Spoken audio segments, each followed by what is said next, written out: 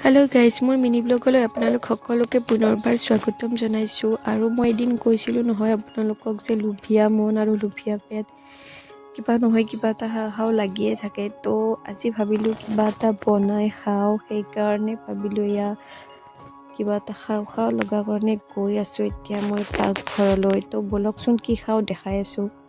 আৰু প্ৰথমতে পালেং শাক, ধনিয়া আৰু জ্বলা দি ধুনীয়াকৈ মিক্সিত চাটনিখিনি বনাই ল'লোঁ। আৰু এতিয়া হৈ গ'ল আমাৰ চাটনি ৰেডি। আৰু ভাবিছোঁ আজি ব্ৰেড চপ খাম। তো ব্ৰেডখিনি ফাৰ্ষ্টতে ওলাই ল'লোঁ। মই ব্ৰেডখিনি এনেকুৱাকৈ লৈ লৈছোঁ, কিছুমান মানে ব্ৰেড চপ সাধাৰণতে মাজেৰে কাটি লয়, আৰু মই কাটা নাই, এনেকুৱাকৈ লৈ লৈছোঁ। আৰু এইফালে বেচন আৰু কৰ্ণফ্ল'ৰ অলপ লগাই এইখিনি ধুনীয়াকৈ বনাই ল'লোঁ। আৰু ইয়াত কিবা কিবি মছলা দি দিছোঁ। ইফালে হৈ গ'ল আমাৰ আলু সিজোৱা, আৰু এতিয়া আমি আলুখিনি সানি লওঁ।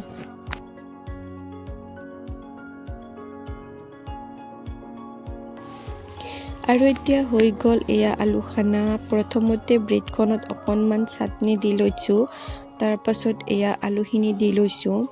মই কৈছিলোঁ মই ব্ৰেডটো একো কৰা নাই, জাষ্ট ব্ৰেডখন লৈছোঁ।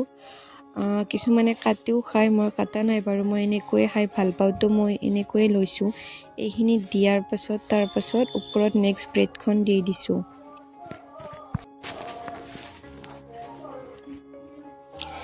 আৰু এতিয়া বহাই দিছোঁ তেলত।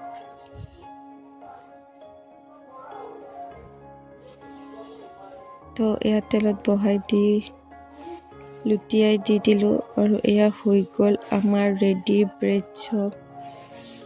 তো আপোনালোকে এনেকৈ খাই চাব পাৰে। ইয়াত দেখিছেনে পূৰা ব্ৰেড চপ ৰেডি। চাটনি লৈছোঁ, টমেটো চচ, আৰু পূৰা গৰমে খাব লাগে, এনেকুৱা টেষ্টি লাগিছে। আপোনালোকেও যেনেকৈ খাই চাবচোন বাৰু।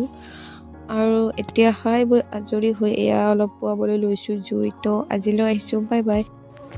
নেক্সট মিনি ব্লগৰ সৈতে আকৌ লগ পাই আছোঁ।